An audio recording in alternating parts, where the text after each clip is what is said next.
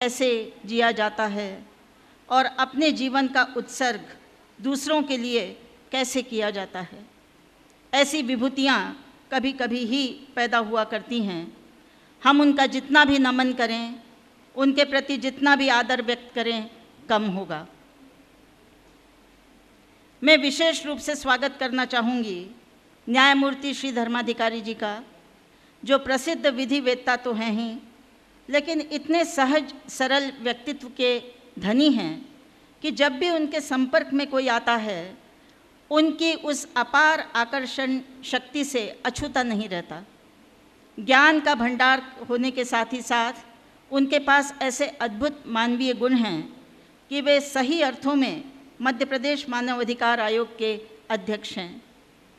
उन्होंने मानव अधिकार आयोग को जिस तरह से सामाजिक सरोकारों से जोड़ा, जिस तरह से सामाजिक मुद्दों पर मानव अधिकार आयोग के माध्यम से विचार मंथन की एक प्रक्रिया प्रारंभ की, वो शायद प्रदेश में एक नई पहल थी। मैंने उनको कई बार सुना है। उनकी वाणी में जो ओज है और जिस सरल भाव से वो बहुत बड़ी बात कह जाते हैं, वो केवल उनके ही बस की बात है। आज के इस कार्यक्रम में मुझे श्री उपाध्याय जी का स्वागत करने में विशेष रूप से प्रसन्नता हो रही है। शायद जितनी प्रसन्नता मुझे हो रही होगी, उतनी ही प्रसन्नता उपाध्याय जी को भी हो रही होगी, क्योंकि इस संस्था के निर्माण में उनकी जो भूमिका रही और उन्होंने जिस प्रकार पग पग पर हमारा साथ दिया, हमें पूरा सहयोग दिया और प्रशासनिक तौर पर जो भी सहायता उनसे हो सकती थी वो दी, वो अपने आप में एक उदाहरण है। शासकीय तंत्र में कोई भी बात इतनी जल्दी स्वीकार हो जाए और किसी बात पर बहुत जल्दी निर्णय ले लिया जाए, दोनों ही थोड़े कठिन क्षेत्र होते हैं। लेकिन उपाध्याय जी ने इस संस्था के संदर्भ में जो कुछ भी अपना योगदान दिया, उसे हम जीवन पर्यंत याद रखेंगे। डॉक्टर भानु दुबे हाल ही में डीन गांधी मेडिकल कॉलेज के रूप में उनका नामांकन हुआ है और उस पद पर उन्होंने कार्यभार ग्रहण किया है। मैंने उनको केवल एक बार फ़ोन किया कि आपको इस कार्यक्रम में ज़रूर आना है, और उन्होंने जिस सहजता से हमारा ये निमंत्रण स्वीकार किया, वो हमारे विशिष्ट स्वागत के अधिकारी हैं। मैं उनका हार्दिक स्वागत करती हूँ। शहीद हेमू कालानी एजुकेशनल सोसाइटी 13 वर्ष पूर्व स्थापित एक शैक्षणिक सोसाइटी है। अपने 13 वर्षों के कार्यकाल में सोसाइटी ने रफ्ता दर रफ्ता अपनी मंजिलें हासिल की हैं। पहले 5 विद्यालय बनाए गए, फिर एक पारंपरिक महाविद्यालय बनाया गया, और आज की इस उद्घाटन के बाद इस कड़ी में एक चिकित्सा महाविद्यालय का नाम भी जुड़ने जा रहा है। इस सब का श्रेय संत जी की अद्भुत आध्यात्मिक शक्ति को जाता है। साथ ही हमारे प्रत्येक कार्य में हमें प्रेरणा देने वाले, हमारा मार्गदर्शन करने वाले और किसी भी बात को ना न कहने वाले श्रद्धेय सिद्ध भाऊ जी का भी बहुत बड़ा योगदान है। मुझे इस संस्था में काम करते हुए 3 वर्ष पूर्ण हो चुके हैं। इस बीच न मालूम कितने ही प्रस्ताव मैंने भाऊ जी के पास भेजे होंगे, और मुझे एक भी बार ऐसा याद नहीं कि भाऊ जी ने कहा हो कि इस काम को थोड़ा रोक लीजिए या अभी मत करिए या संसाधनों की कमी है। जब भी कोई प्रस्ताव उनके पास जाता है, उनसे इतना ज़्यादा हमें प्रोत्साहन मिलता है और वो इतने अच्छे तरीके से हमारा मार्गदर्शन करते हैं कि हमें इस परिसर में किसी भी काम को करने में कोई कठिनाई नहीं आती। इस संस्था के बारे में केवल 2-3 छोटी छोटी बातें कहना चाहूँगी। ये संस्था मध्य प्रदेश की प्रथम प्राकृतिक चिकित्सा में स्थापित चिकित्सा शिक्षा संस्था है। इस दृष्टि से इस संस्था का महत्व बहुत ज़्यादा है। इस संस्था में पहले साल 50 छात्रों को प्रवेश दिया जाएगा। ये छात्र 12वीं की परीक्षा जीव विज्ञान के स्ट्रीम से उत्तीर्ण किए हुए विद्यार्थी होंगे। प्रवेश की प्रक्रिया प्रारंभ हो चुकी है। काफ़ी विद्यार्थियों ने प्रवेश ले लिया है। कुछ सीटें खाली हैं जिन पर हम प्रवेश का कार्य हमारा अभी भी प्रगति में है।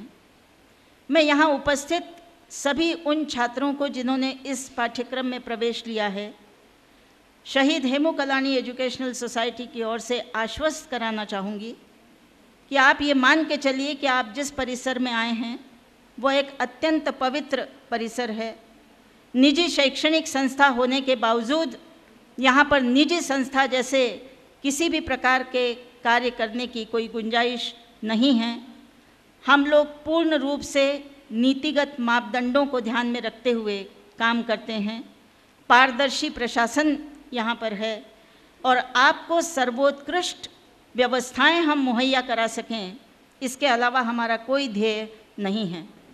इसलिए आपने जिस संस्था में और जिस परिसर में प्रवेश लिया है उसके प्रति पूरी तरह से आश्वस्त रहें, आशान्वित रहें और अपने पाठ्यक्रम में पूरा मन लगाकर अध्ययन करें। आपके ऊपर बहुत बड़ी जिम्मेदारी है। ये पहला बैच होगा इस चिकित्सा महाविद्यालय से निकलने वाला, और जो पहला बैच होता है उसके ऊपर एक परंपरा डालने की जिम्मेदारी भी हुआ करती है। मुझे उम्मीद है आप यहाँ पर अच्छी परंपराएं डालेंगे, अध्ययन अध्यापन में रुचि लेंगे और जो सुविधाएं आपको दी जाएंगी उसका भरपूर लाभ आप लेंगे। मैं सभी आमंत्रित अतिथियों का शहीद हेमू कलानी एजुकेशनल सोसाइटी की ओर से हार्दिक स्वागत करती हूँ। आप सब लोगों के आगमन से हमारा उत्साह बढ़ा है और मध्य प्रदेश में ये जो हमने एक नवाचारी कदम उठाया है उसको करने में हमारा मनोबल और ज़्यादा समर्थ हुआ है। पुनः एक बार आप सबका हार्दिक स्वागत। अपनी बात पूरी करने से पहले एक छोटी सी बात कहना चाहती हूँ। हमारे बीच शासकीय गीतांजलि कन्या महाविद्यालय की प्राचार्य डॉक्टर नयनतारा पाठक उपस्थित हैं। हमारे आमंत्रण पर आज वो विशेष रूप से यहाँ पर आई हैं।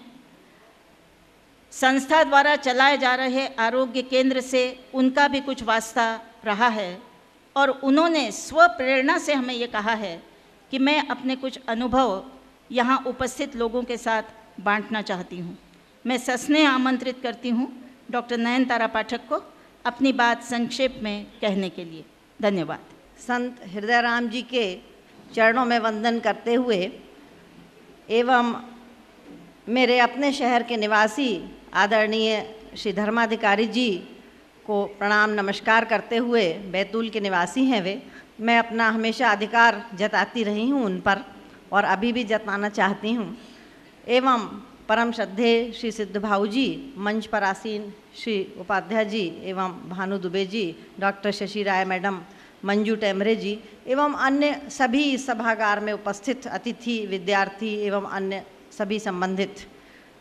डॉक्टर शशि राय मेरी बड़ी हैं, अग्रजा हैं और उन्होंने पहले ही मुझसे कह दिया था नयनतारा सिर्फ 3-4 मिनट, और मैं भी उससे ज़्यादा नहीं बोलूँगी। और यहाँ मैं एक बात स्वीकार करना चाहती हूँ, इस समिति ने मुझसे बोलने नहीं कहा, ये मेरी अपनी स्वप्रेरणा थी। मैं बहुत देर से फ़ोन लगाती रही कि मैं मैडम से बात कर लूँ और मैं अपने उद्गार आप लोगों से शेयर कर लूँ। जो मेरे अनुभव हैं, उद्गार हैं, उसको केवल शेयर कर लूँ। बहुत संक्षिप्त में मैं बताऊंगी। बात 24 मई की है, जब कुछ फॉर्चुनेट कहिए, बहुत अच्छी बात किया, भगवान शिव का बुलावा था, उससे सब चीज़ें लिंक होती चली गई। मैं कैलाश मानसरोवर यात्रा के संदर्भ में बोल रही हूँ। आप लोगों ने मुझे एक्सपर्ट बतौर इंटरव्यू के लिए बुलाया। मेरी बहुत दिनों से इच्छा थी कि मैं आरोग्य केंद्र एक बार देखूं। परम श्रद्धेय सिद्ध भाऊ जी ने कहा कि नहीं, इन्हें दिखा कर लाओ। मैं और मेरी साथी देख कर गए और अगला दिन था या एक दिन बाद मैंने वो आरोग्य केंद्र ज्वाइन कर लिया 24 मई से। और मैं आपको बता दूं, मैं कैलाश मानसरोवर यात्रा पर 2 सितंबर को गई और 19 सितंबर को लौटी हूँ। और उस दिन से 31 अगस्त 2009 तक कुछ ब्रेक्स के साथ, क्योंकि सर्विस के प्रति भी मैं अपना कर्तव्य यथावत मानती हूँ, कुछ छुट्टियों के साथ मैं लगातार आरोग्य केंद्र जाती रही। 2 बातें मैं वहाँ की आपके समक्ष रखना चाहती हूँ और प्रॉस्पेक्ट्स आपके नेचुरोपैथी के, जिसमें आप लोग आश्वस्त रहें।